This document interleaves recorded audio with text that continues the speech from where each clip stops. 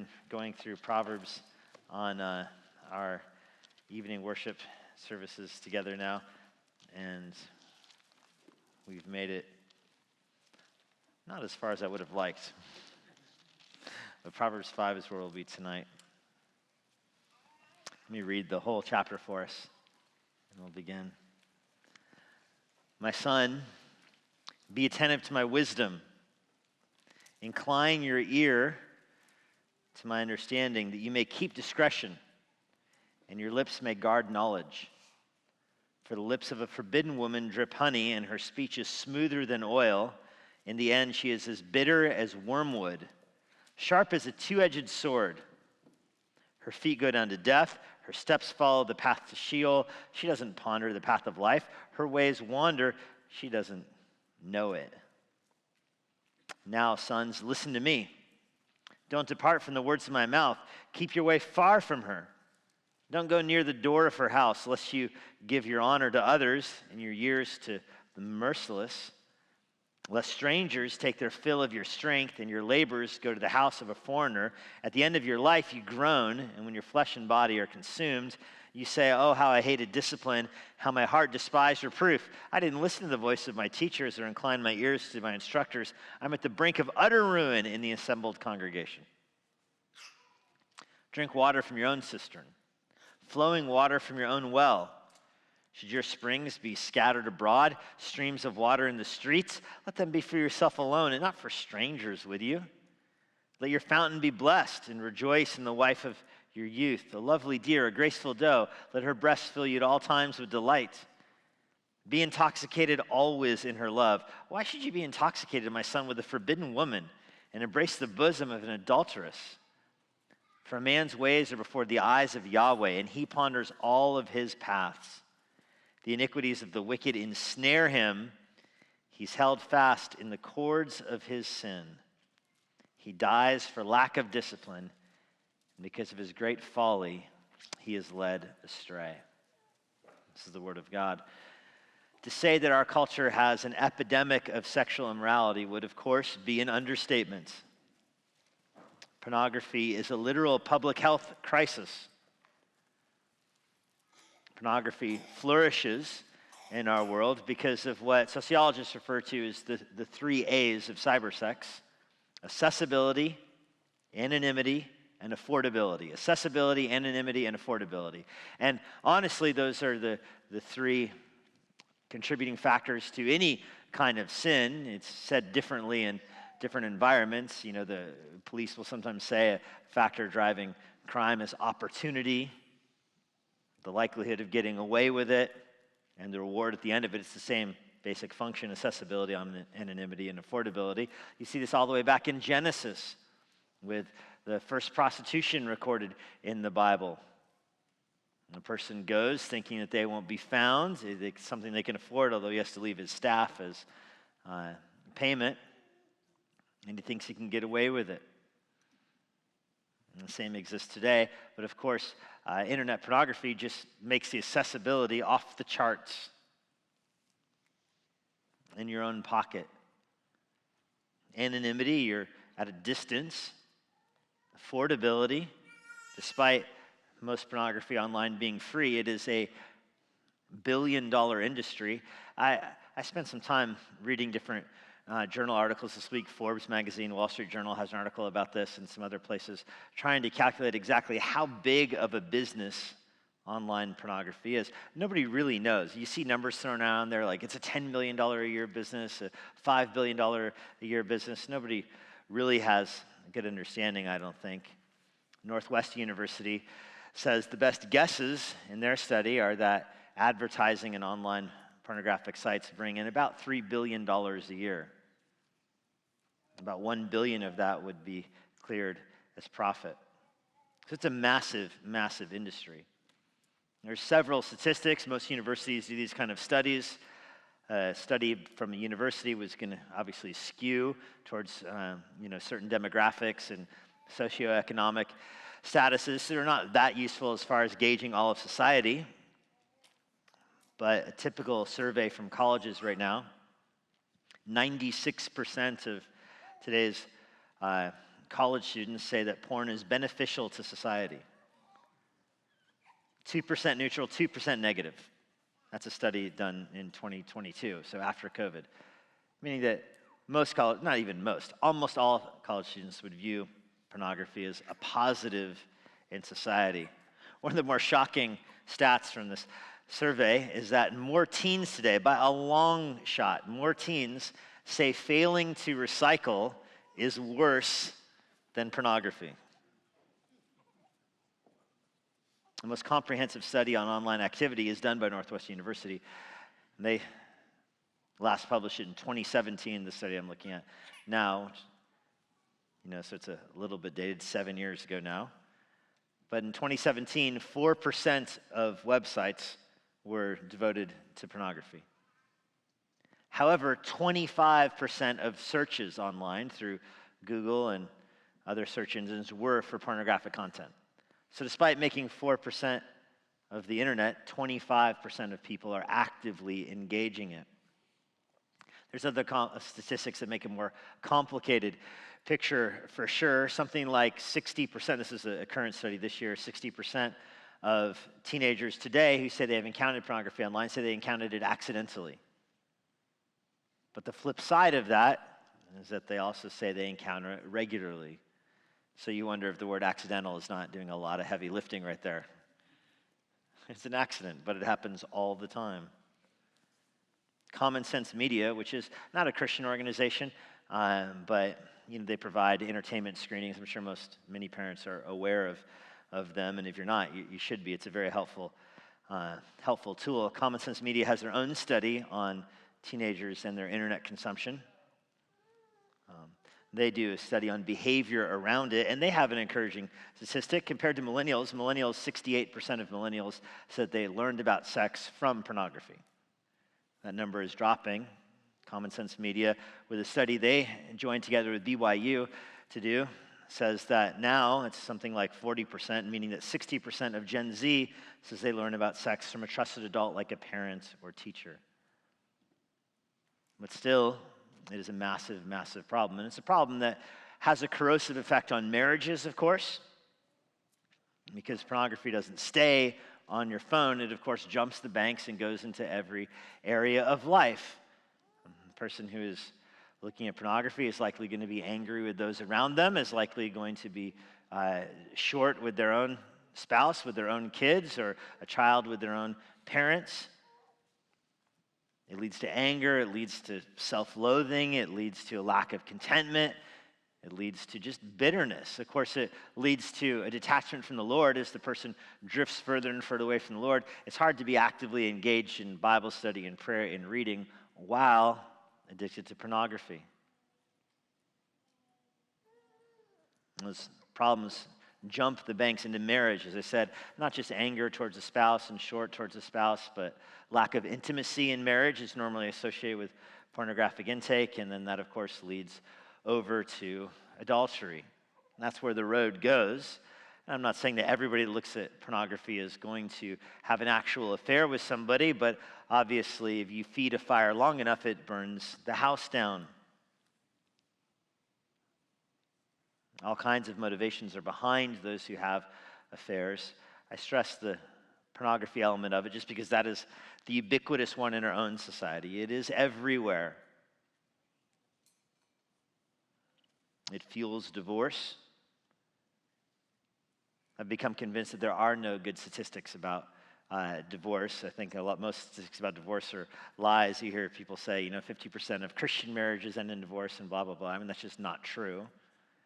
People say it all the time. When you start to drill down to what percentage of marriages actually do end in divorce, it's so much lower than that now. And in our society today, it's probably around 6%. However, the marriage rate in our society has likewise plummeted. The bottom has fallen out of that. There's pros and cons of that.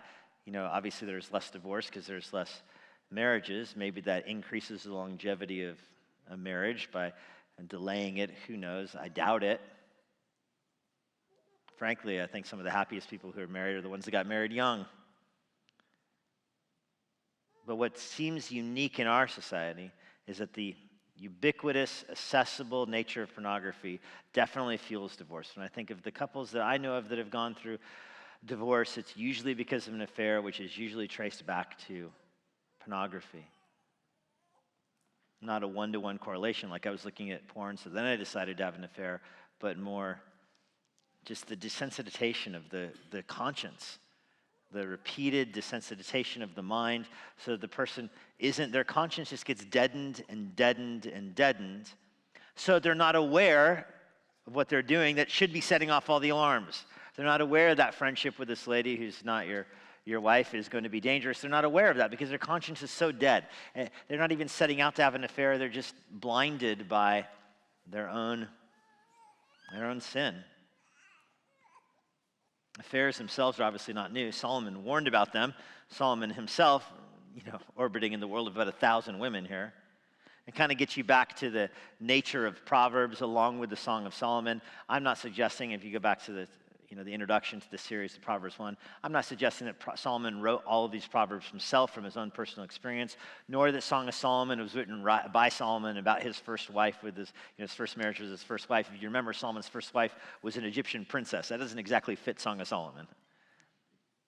Rather, Song of Solomon is the chief of the love songs written and presented in Solomon's court. Ditto with Proverbs. It is the chief of wisdom that is presented to Solomon. Solomon compiles this stuff and gives it to us as kind of a way to teach young men. And that's where this is headed. And so Solomon has taken this wisdom. Some of it, I'm sure, matches his experience. Some of it, I'm sure, matches his own folly.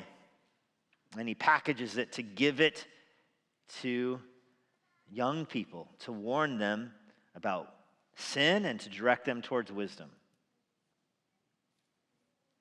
Pornography, of course, leads to divorce because sex becomes individualized. And Solomon warns against this even in Proverbs chapter 5.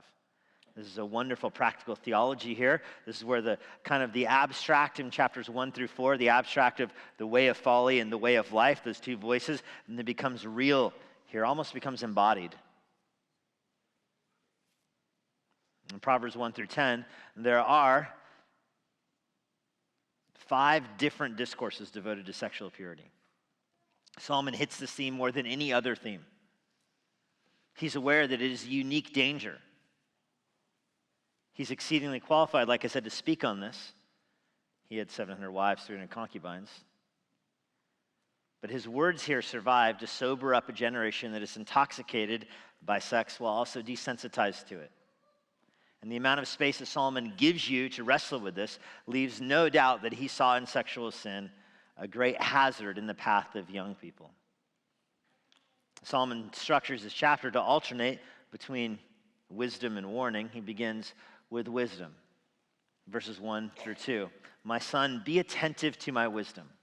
Pay attention to my wisdom, he says in verse 1. Turn your ears in, kid. Listen up. The phrase that's translated to be attention in the ESV, it literally means bend your ear. It's an idiom. Turn your ear towards me. Sometimes people still use that expression, don't they? Can I bend your ear for a minute? You might hear someone say. So this is Solomon turning that expression around. The American expression is, can I bend your ear? Solomon is saying, hey, give me that ear. Bring it over here, kid. He bends his son's ear towards him to get understanding, it says in verse 1. Incline your ear to my understanding. So this is the imparting of knowledge. And this is hard. You really need Proverbs 1 through 4. I'm kind of sad about the break wrecking the momentum here. But in Proverbs 1 through 4, you're really appealing with the kid. You have to submit yourself to the teaching of the person above you. You have to trust that your parents have a little bit of wisdom in this. And that's so hard, remember in Proverbs 4. That's so hard for the child because the kids don't tend to view their parents as the source of wisdom, but with a more skepticism here, but you can't advance in wisdom unless you're willing to learn the wisdom from the person teaching you wisdom. So that's where this goes. Like, kid, turn your ear this way.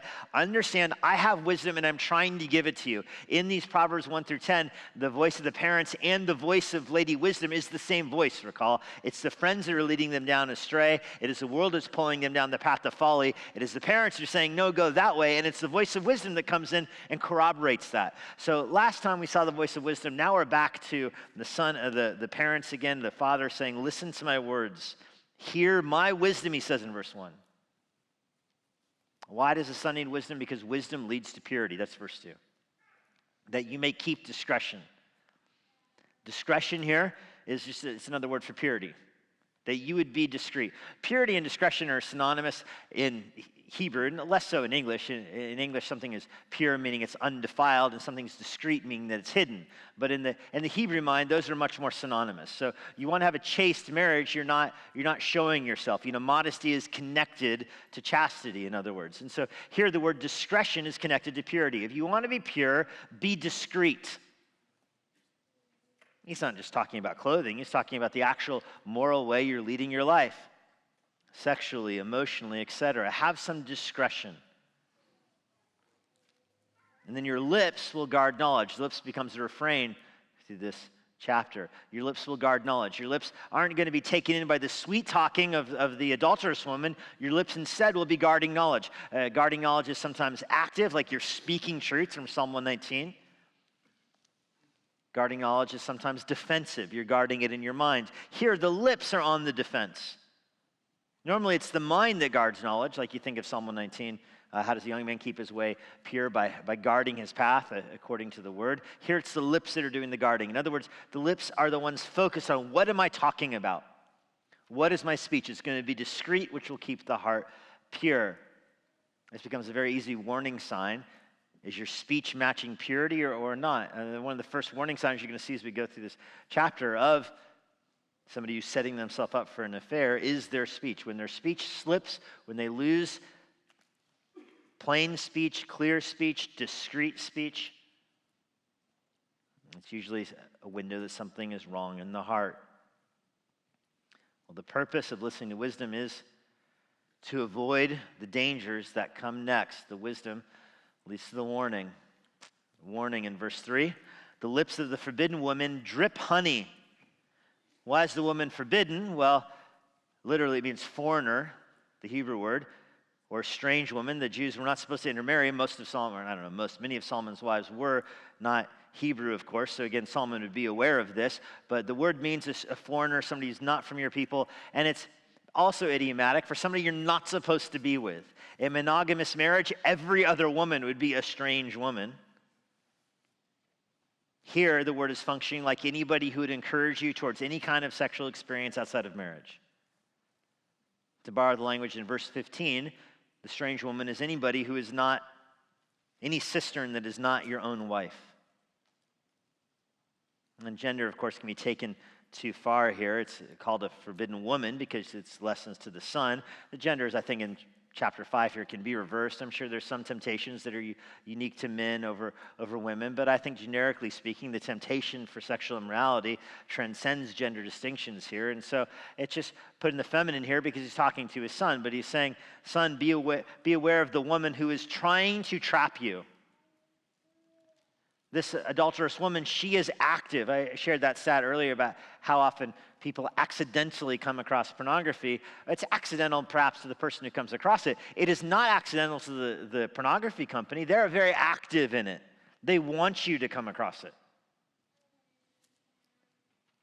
It's the same thing with the adulterous woman. This young guy, he's naive, all right? He's starting off Proverbs. He's naive. He doesn't have the rest of Proverbs yet. He's naive. And this woman is trying to lure him in. She's forbidden. Now, I do not think that he is married. The son is married here. So this is not a warning against going off with some woman who is different than the other person you're married with at home. This isn't a lesson to go back home with your own wife. No, not yet. This person probably isn't married yet. He's still trying to figure out which path he's going to walk on. And so Solomon's warning here, a strange woman, is saying, don't go with a woman who is not your wife. You don't have a wife. You want to go with a woman, go marry one. That's coming up in this chapter. We'll get there in a few paragraphs. But for now, it's just a warning. Lead a pure and chaste life. Don't use the excuse of your singleness to justify your immorality. So here's a single person, and they are being seduced. You can tell they're being seduced in verse 3 because it's the lips of the forbidden woman who are dripping honey. Honey is sweet, and her lips are dripping honey, which means she's flattering the person. She's saying nice things to him. She's trying to get him to follow along. She's fishing, and she's trying to get him to bite the hook. Flirting in Proverbs is a common expression. It's usually connected to harlotry, somebody who themselves is sexually immoral. Proverbs 29:5 says that flattery is a trap. The temptress here is having flattering lips that drip with honey. Honey, as I mentioned, is sweet, but often honey in the Old Testament refers to something that is good that goes bad. We don't think that way because we put honey in our cabinet and it lasts forever there, but in the Hebrew world, honey was something that good, but it could go bad. Proverbs 25:16, have you found honey? Eat only what you need, lest you have it in excess and vomit it. That's not talking about just honey there. It's telling you to be content with what the Lord gives you. Proverbs 27:7. A sated man, which is another way of saying a satisfied soul, loathes honey.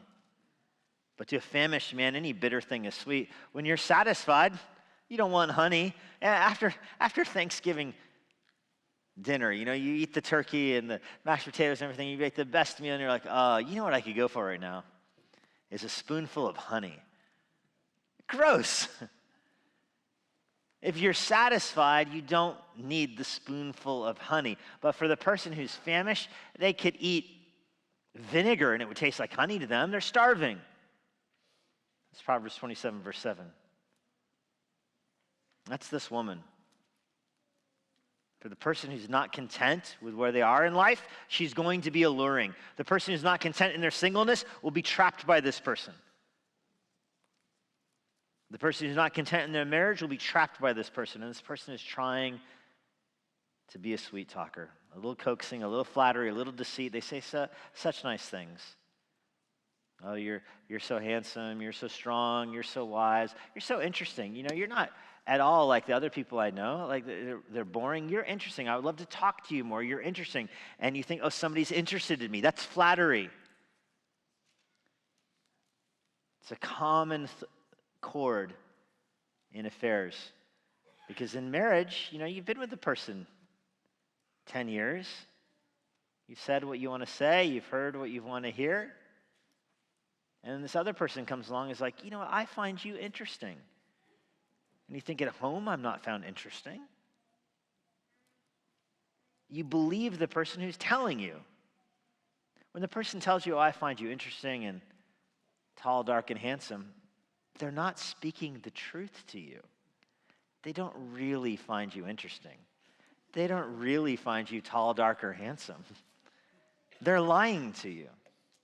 They're trying to trap you. They're trying to lure you in. Verse 4 lets you know this. In the end, she is as bitter as wormwood. Well, that's disgusting. Wormwood is the moldy, almost sawdust kind of thing. Imagine going to take a spoonful of honey and it's like sawdust. Wormwood, the flower of wormwood, by the way, can be quite beautiful, but it's practically poisonous. And underneath it tastes like chalk, not like honey at all. This is deceptive. This is deceptive. And Solomon is trying to get his son, who's so naive. The son right now would think, nobody would ever lie to me about that. Nobody would ever lie to me about how interested they are in me. Yes, they do all the time. And this fast forwards to today. One of the most common scams today is you'll get a random spam text message from somebody that you don't know. Hey, I saw you at the gym today. Was that you? Nobody saw you at the gym today. It wasn't you. They're not genuinely confused. I know people, I'm sure you know people too, that fall into those traps. They go, this person wants to meet me. All I need to do is text them my own pictures of me, and they sent me pictures of her, and look, she's beautiful. And you think, that's not her. The person sending that message is not her. I was with Steve Hawley, and I'm going to share this story. I was with Steve Hawley. We were talking to somebody about this, and the person was so positive that the pictures he was getting were this very attractive person. And Steve told him, the person who's sending you that is probably a 300-pound guy with hairy knuckles. Do you know that? The guy did not, in fact, know that. Proverbs 5 is trying to teach you that, though. The person behind those texts, it's not real. And even if the person does actually exist, and you do actually meet them, maybe they met you at a restaurant or at a bar, maybe they did meet you at the gym, and they talked to you at the gym. And like, oh, she's a real person, and she does look like that. And she says the sweetest things. The end of it is death. It's not the pretty flower that it looks like on the outside. That's wormwood. Her feet don't care about the Lord. Verse 5, her feet go down to death. Her steps follow the path to Sheol. Remember, in Proverbs, you want to be on the path to life. You want to be following the path of life. Wisdom teaches you how to live in this world. And this person comes along and says, oh, you're so beautiful, come with me. And you think, oh, yes, she's interesting and she's beautiful and she knows my name and yes, I'm going to go with her. Do you recognize for a second, just stop. I know sin makes you stupid, but Solomon is saying, stop for a second. You were trying so hard to be on this path and she's taking your hand and running that way. You were headed that way, and they're going that way. Do you get that that's the wrong way? That's his point in verse 5. Her feet go to death. You're trying to live for life. You want to go to heaven when you die? She doesn't. Her feet go to Sheol. She doesn't have a sign around her neck, by the way, that says, hello, I lead to death. Hey, you look interesting. Can we talk more? By the way, I'll kill you. Her sign doesn't say that. But if there was honesty in advertising, it was. It says she doesn't ponder. You know, she's naive herself. She's foolish herself. She's more cunning than this innocent guy is. She's more cunning. She's trying to trap this guy. But nevertheless, she is not introspective, verse 6. She doesn't ponder the path of life. She doesn't meditate on Proverbs. No way. Her ways wander. And she, it says, doesn't even know it. This harlot or prostitute or adulteress or whatever word you want to ascribe to her, she herself is naive. She's not wise. She's deceitful. She's cunning. She's not introspective. She doesn't reflect on the Lord, and she doesn't even know the danger she's in. She doesn't know. This is all the more true in our digital age. You know, the person on the screen, she's not thinking about life. The person texting you is not, if they do exist, most of the time they're binary codes. You think binary codes are considering the path of life? I doubt it. The lie, she's attractive, sweet, and persuasive. The truth, she's ugly, bitter, and destructive. You just have to see past it. You got to see beyond the surface. Sin offers joy. All sin offers joy. You sin because you think it'll bring satisfaction. Sin never pays. Sin never pays. Sin gives you an IOU. It never, ever pays. And that's the way adultery often is. It never pays up. You know, there's all the scams where, you know, you won the lottery, or you're a secret shopper, or you know, somebody died and gave you an inheritance. Some scam to get you on the ropes. I'm sure you know people that have fallen for these scams, and you know all they need to send you your $1 million is $1,000, and that's all, $1,000. And you send them $1,000, and they're like, "Hey, it's only $1,000." And after all, they promised me $1 million, and so you get on the line. You send them $1,000, and they say, "Okay, great. The courier's on the way to your house with your check for $1 million." Oh, the courier went to the wrong house. Another $1,000, and we'll send him out tomorrow. I know one person who got in one of these kind of traps, and you know they sent him a picture of the front door of his house. And they're like, "Oh, the courier was here. All I need to do is send him another $1,000, and he'll come back tomorrow." "Oh no, the courier ran away with my money. For $1,000, it'll pay the fee for the marshals to give it back to me." I mean, there's one lie like that after another, and the person keeps going and keeps going and keeps going. I use that analogy. It's not a sexually immoral analogy. I use that analogy because I think you can relate to it, and it's easy to see how silly it is. Like, how dumb does a person have to be to get sucked into that is how you think. If you're being honest, that's what you're thinking. Why does a person get sucked into that? Because they believe what they were told. They think the payoff might be worth it. Is the payoff ever worth it? No, it's not. Now back up a bit. That's what adultery is like. That's what a sexual sin is like. It tells you, I'll deliver the pleasure you're looking for. Uh-oh, the courier went to the wrong house. Sorry. Try it one more time. Then the joy will show up. Oh, sorry, that didn't work either. The package got intercepted. Try it one more time, and this time you'll find satisfaction. This time you'll find happiness. It's not going to work. Somebody says they're leaving their family because they want to go have a life that will make them happy somewhere else. Here's this other woman. She'll make me happy. I'm leaving my family because this other woman will make me happy. I have a news flash for you. That other woman will not make you happy. It's not going to happen.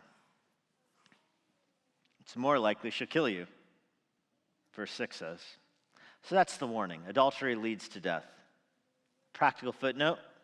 Let me give you the next wisdom principle here. Wisdom. Verse 7, O sons, listen to me again. We're back to the word. Give me your ear.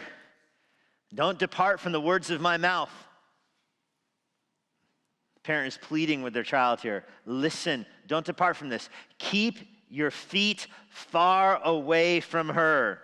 Do not go to the door of her house. Don't go there. This is a how far is too far kind of question, and the answer is the other way. How far is too far? Well, I would run the other way. If you're asking that question, it's time to get out of the car and run home. How holy is too holy is the right answer. That's what the dad is telling the son here. Don't ask how close can you get to the adulterous woman. I don't want to have an affair with her. I don't want to be immoral with her. I just want to talk to her. I'm not going to go inside her house. I'm just going to take her up to the door of her house. What do you think will happen at the door of your house? You think it'll be easier to run away from her? You were just walking her home from the restaurant. You were just walking her back to her hotel room. Do you think it'll be easier for you to run away before you get into the hotel or at the elevator? Think it'll be easier to run away at the floor where she gets off? Or do you think it'll be easier to run away at the door to her hotel room? Where do you think is the easiest place to run away? How about yesterday? That's what the dad is saying. You want any wisdom here, son? Get out of here before you're at that point. You don't need to go to the door of her house. Get away from her. I have a friend who was an Uber driver. He told me that he dropped somebody off at a house, this woman at a house, and he said, it never happened before. But she said, why don't you come in? My husband's out of town. Why don't you come in? To the Uber driver. And he said, in all honesty, it was tempting for a few seconds. It's like I was actually tempted for a few seconds. Yeah, her husband, why don't I come in? She's attractive. Why don't I come in? And he's like, oh, yeah, because I'm a Christian. No. And he told me this. I told him, you made the right choice, but let me just tell you, if you were tempted for a second, let me just tell you this. Do you know where that road goes? Like, go back to Proverbs 5. Where does that road go? It doesn't go with you getting away with it. I mean, her husband is as likely as not to murder you. I mean, that's how people literally die. You're not thinking that at the moment. You're thinking she's attractive and she said her husband's out of town. You might get murdered tomorrow for this. And good luck with the jury convicting you. Good luck even getting put in trial. This is the wisdom gives you distance from sin. You say, I'm not going to go to the door. I'm not going to be caught on her Ring camera. I'm going to drop her off down the street. She says, hey, would you come in? Okay, this is where the ride ends. See you later. That applies to more than just Uber drivers. That's Joseph's logic. Let me get out of town. The time that you solidify this run away from danger principle is not in the backseat of a car, not in the closed room of the house, or not at a strange hotel. The time you solidify this principle in your heart is when you are very far away from temptation. You make it solid in your heart. I'm like Joseph, man. If I feel like you are leading on to me or flirting with me anyway, I'm just going to bounce. I can go eat at some other restaurant. I can walk home. I can do whatever. I can get out of here, though. You settle that in your heart now. And so you might ask yourself, how do you keep a safe distance from temptation?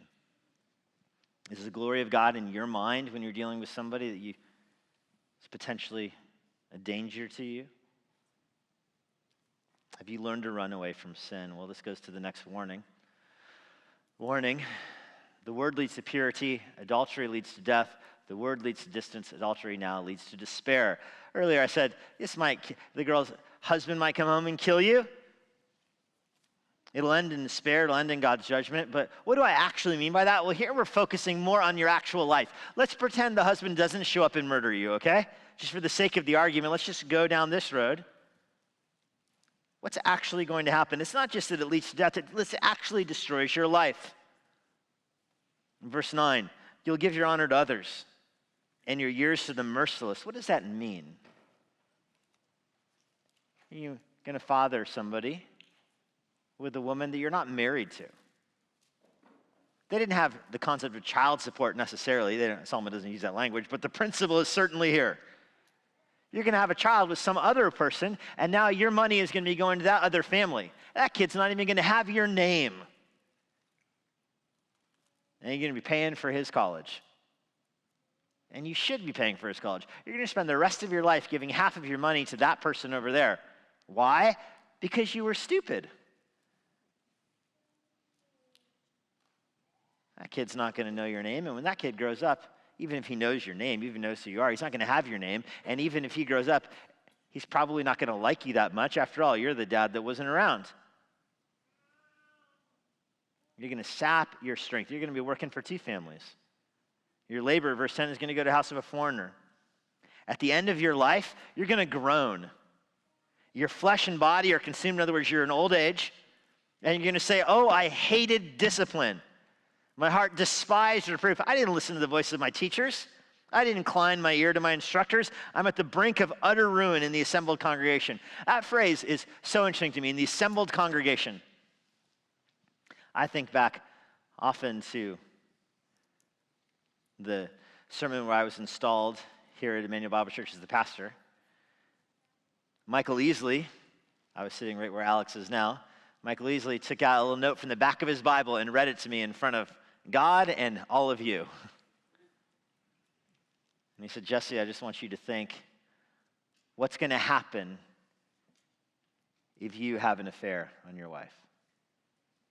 Let me read it to you. And he had this written down. That your wife will experience the anguish of betrayal, shame, rejection, heartache, and loneliness. And no amount of repentance from you will ever soften those blows. Your wife will never again say that you're a model of faithfulness. Suspicion will rob her of trust. The devastation that your sin would bring to your children is immeasurable. Their growth, innocence, trust, and healthy outlook on life will be severely damaged. The heartache you'll cause your parents, families, peers, indescribable. The embarrassment of facing other Christians who once appreciated you, respected you, and trusted you will be overwhelming. You'll lose your job. The dark shadow of losing your job in that way will accompany you everywhere and forever. Forgiveness won't erase it. Your fall will give others license to do the same. The inner peace you've enjoyed will be gone. You'll never be able to erase the fall from your own mind. It will remain indelibly etched in your life's record, regardless of your later return to your senses. In the name of Jesus Christ, whom you once honored, will be tarnished, giving the enemies of faith further reason to sneer and jeer. You can add your own things to that. I was more pastorally focused, but you can add your own things to that. It's helpful to think through. What would telling my wife look like if I had an affair? Garrett Kell, in his book on purity at heart, which is going to be our book of the month next month, so we'll have it in our bookstore, and I'll give one or two away here. He has such a moving section in there where he says, I just want you to imagine parking at the top of your street to compose your thoughts before you walk into your house. I just want you to imagine what your wife will be doing when you walk into your house. To tell her you had an affair. Was she cooking dinner for you maybe? Where are the kids? What are you going to have them do while you're talking to your wife? And he has a whole page that walks you through, just chart it out. Of course, you don't think that when the woman comes up to you and says, oh, you're so sweet. It's going to destroy your life. That's Solomon's point. It's going to destroy your life. Well, this leads to wisdom. Get married then. Remember, what's the solution to this? To get pulled back and forth at the intersection here? To be like, I don't know if I want to walk in the way of the world or in the way of the Lord. I'm being pulled back and forth. I don't know which way to go. And all these adulterous ladies are saying, come with me, come with me. I mean, if this guy is 15, 16, 17, let's say, he's got women that are actually saying, come be with me. And he's tempted to do it, of course. How long is he going to fight that temptation for? It's going to keep growing and growing and growing. How long is it? What's he going to do with that temptation? Well, Solomon has some pretty straight up direct advice for him. Hey, if you're tempted to go with them, I have a better idea for you. Why don't you marry someone? Now, Proverbs has Proverbs 31 in it. He's going to tell his son what kind of person to marry. The book is going to end with that. And I really do think that so much of this book is bracketed with that instruction. Go get married. And this is the kind of person you want to marry. And the middle of it is all about wisdom and what that'll look like. But for here, he goes straight down to go get married. Verse 15, drink water from your own cistern. Most people don't have private cistern. Cistern is the big cave underground. The water pours into it. Most people use wells. If you use a well, you have to stand in line. You have to take turns. Sometimes it's dry. If you have a cistern, you can get water whenever you want to. That's the image. A private cistern is very unusual. But if you have one, you can have a drink of water any time of day you want. That's the analogy he uses. Drink water from your own cistern, from your own well. Why do you want to scatter your springs everywhere? You're going to dig wells in 12 different countries? You have one house. Put a cistern there instead of going to wells all over the place.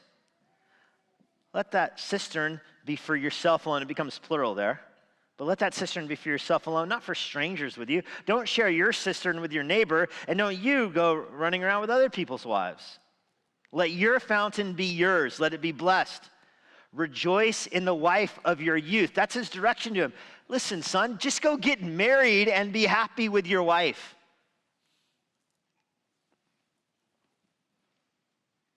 She's a lovely deer. That one still works, doesn't it? You call your wife dear. Spell it differently. She's a graceful doe. Solomon is known for language. I think in Song of Solomon chapter 7, some of his compliments to his wife.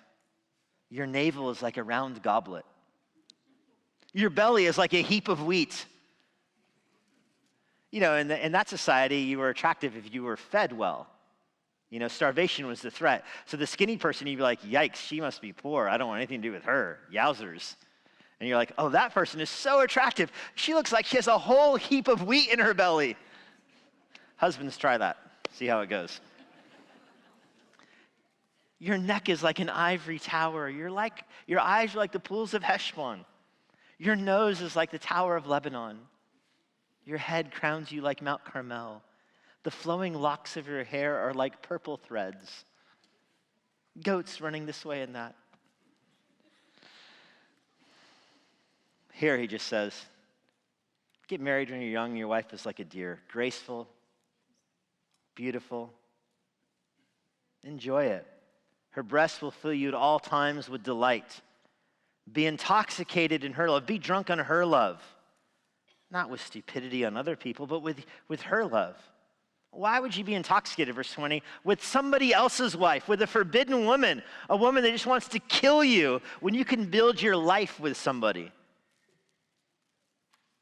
You don't want to embrace the bosom of an adulteress. Remember, she wants to destroy you. What's the difference between an adulteress? For a single person, what's the difference between an adulterous relationship and a marriage relationship? A commitment that will last your life. You build a family with one. That's the difference. One brings pleasure and joy that lasts a lifetime. Solomon doesn't mean here that you never have an argument in your marriage, that there's never hard times in your marriage. He doesn't say that. He says you're going to delight in your marriage, though. You'll be so happy in your marriage. Well, This leads to the final warning. God sees what you do. God sees. Verse 21, man's ways are always before the eyes of Yahweh.